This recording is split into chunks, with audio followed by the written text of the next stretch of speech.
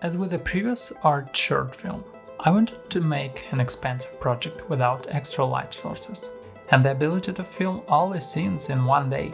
Anyway, we didn't have much time for lighting setups between filming these scenes. Consequently, I've invented very simple and fast lighting schemes for cinematic quality of the images. And for you, my friends, I want to show all the scenes in this video. You can copy and use these setups and techniques for your projects. I'm definitely sure, as a result, you will be able to make the shots at least as good than this. On this project, we've worked both with natural and artificial light sources. We've worked with LED tubes and very small low-power light sources to simulate artificial practical light in the frame. Also, unfortunately, we couldn't create what I wanted for the night forest, as due to the cold temperature, our light sources were unstable. However, we were able to create something in spite of the cold weather. With only one day to shoot, my wife and I planned to make a very simple story with a couple of locations. For the script, I cut all the extra scenes because of that limit, with the ability to shoot only 5 or 6 scenes in one day. Having these limitations, we started to look for locations for every scene, and we did some scouting. We have found a few places for the video, and we have chosen this flat. It was quite comfortable for filming location. Since it's a large space, we're able to create a lot of things: volume composition, camera movement via sliders or dolly, and the ability to use any focal lenses, not just wide angle. For scouting, I took a few pictures on my phone and made a few improvised rehearsal videos of how the camera will move and how the composition will look. Since this project is art, we had been doing some jobs ourselves, such as set and costume designs. We analyzed our story to determine what colors we wanted to include in the frame.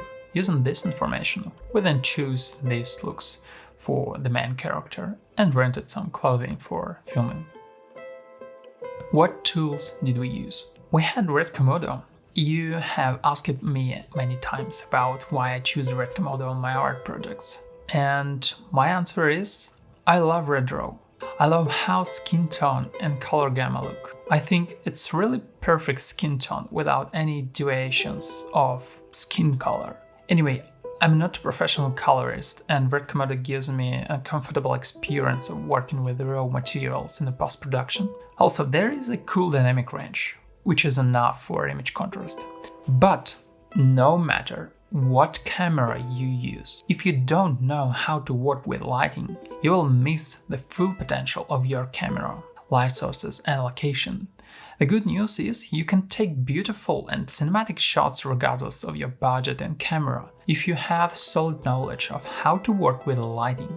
If you feel that you want to master a professional light setup, welcome to my Embury Academy. This is a place where you will acquire a lot of simple professional techniques which will help you to tell your story visually by means of lighting and set design.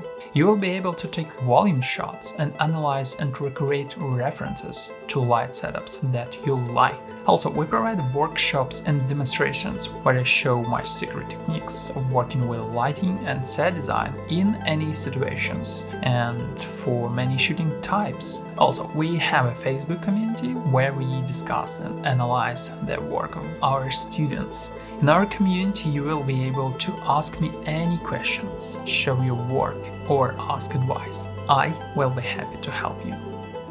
What other tools did we use? My wife helped me to make a story and set design. Actually, she worked both as a set designer and director. In this way, as a main member of our crew, she constantly needs to look at the frame during this shooting day. For this, we used a split-second HoloLens 4K transmitter and Mars M1 monitor.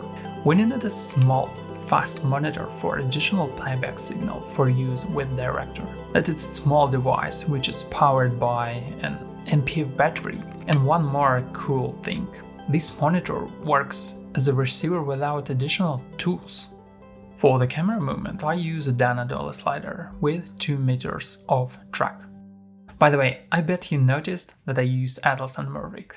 It was quite expensive to rent, but I wanted to try this lens anyway, and it was in my wish list.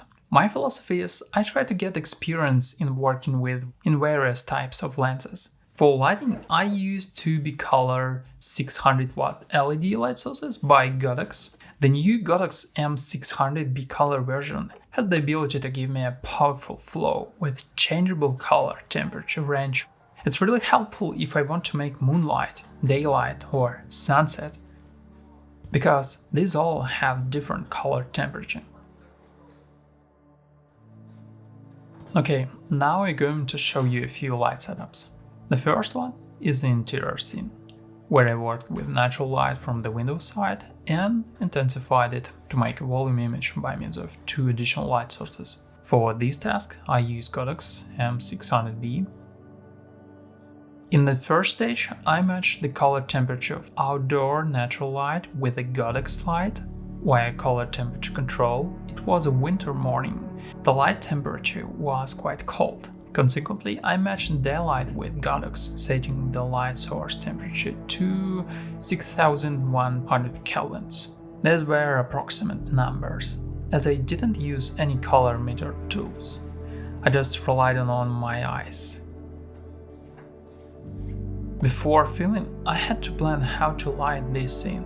I wanted to make a simple backlight scheme from the window, since the side daylight from the window was quite soft.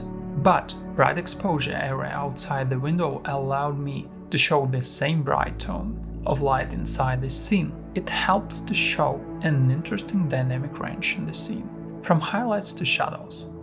I set the first light source above the window as a backlight, and as a motivation from the daylight. We used Junior Broom with heavy stands and sandbags for safety. The second light source was used as a bounce light from the floor, for additional side lighting for the character. It made her just a little bit brighter from the window side. Do you still remember my idea to make these scenes volumetric and with a big dynamic range? Here I made a harsh backlight, since we already had a soft side from a window. Remember my plan for deep shadows? I needed a negative field. For this, I used a black piece of cloth with 8x8 feet stand. Now I bet you noticed the practical light and background. And it's not there by chance.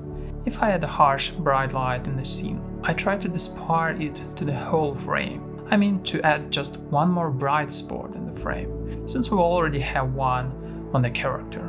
In my opinion, it means that the light composition is balanced. Before, the floor lamp was very bright. We have fixed this by just wrapping the LED lamp to white paper.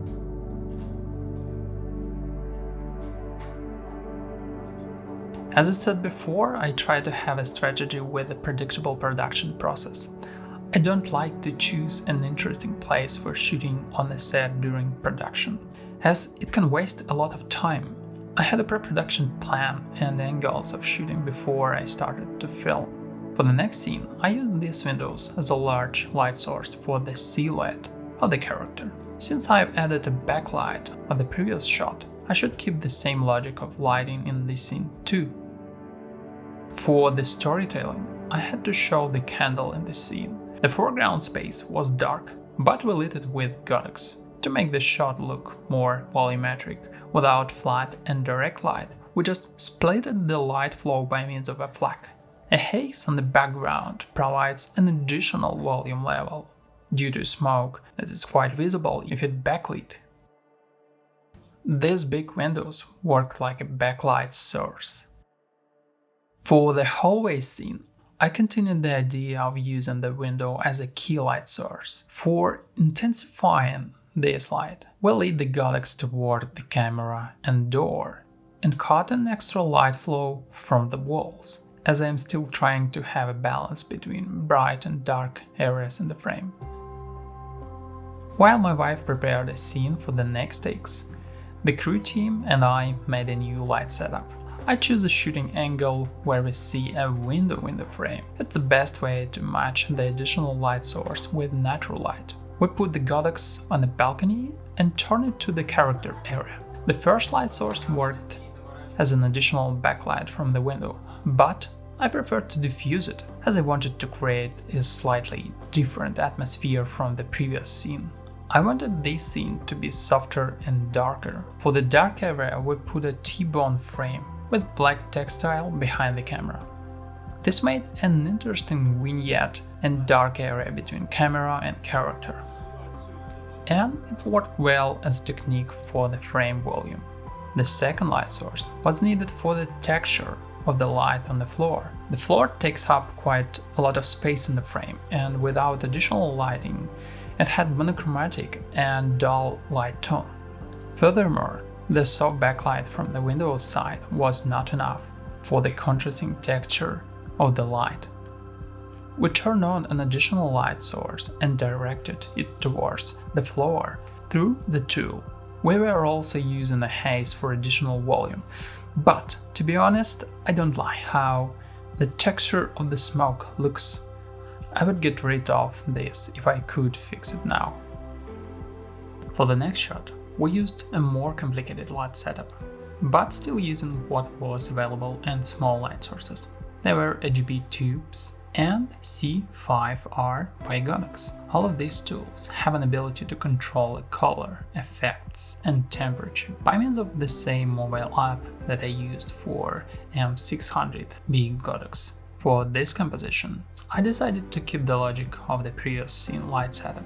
We had two measure sources of lighting in the frame, the window and floor lamp. We used the floor lamp as a key light source for lighting. I added a backlight from the floor lamp side.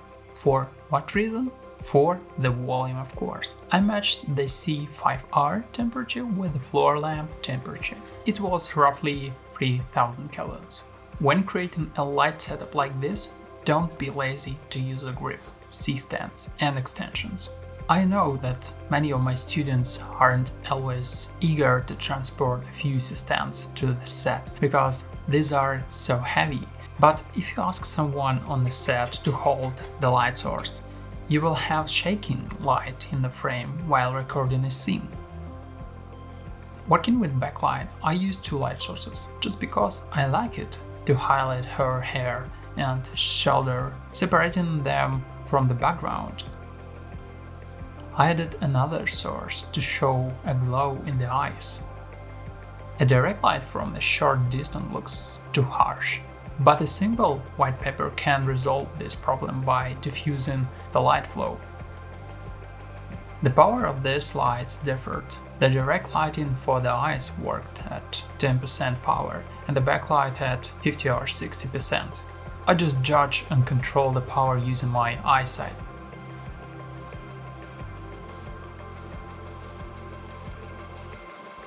An LED tube is a really cool tool for filmmaking. If you want to have the best quality lighting disguised as a native practical light on the scene, which only a professional viewer can identify, use RGB tubes as a practical light source inside the scene. For this scene, we used only two Godox RGB tubes. The last part of our schedule was a shooting session in the night forest and mountains. Before filming a few weeks ago, we scouted the mountains to find a few interesting points for shooting, and we found several good locations. We were inspired as this place looked incredible in the frame, especially during sunset, but a lot of snow fell the day before the shooting. This forest was near the mountains, and we took the final shots here. During light setup, we noticed that the temperature was getting lower and lower. I made a big mistake to leave the light sources outside the car on set. As a result, the lighting sources didn't turn on because of the cold. Anyway, the first AC had a vehicle with studded tires, and he offered to drive up to the stand with the light source and put the power panel into the trunk. After this, the power panel warmed up a little and started working. We had a light.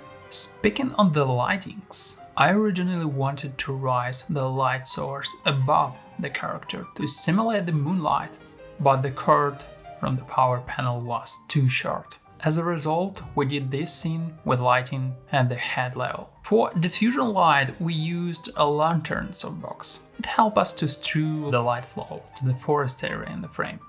The color temperature of the light was about 6000 kelvins. Also, we quickly used up all the kerosene in the lamp, and we could not relight the fire inside the lamp. Godox C5R saved the shot. We just put into the glass and set it to warm temperature. In the middle shot, you may notice a fire flickering. It's from a candle mode on the light source. So this low-budget art project was a challenging experience for us, even though we tried to prepare. Anyway, don't forget, check my website if you want to know more about how to acquire the skills to make cinematic shots. I hope you picked up some tips for your work from this video, and thank you for watching. Bye!